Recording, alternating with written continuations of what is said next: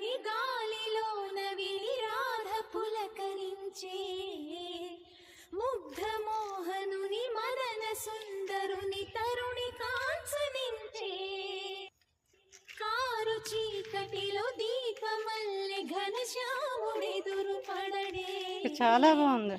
అతడి సర్వమనురాధ హృదయమును అసలు తెలుసుకొనడే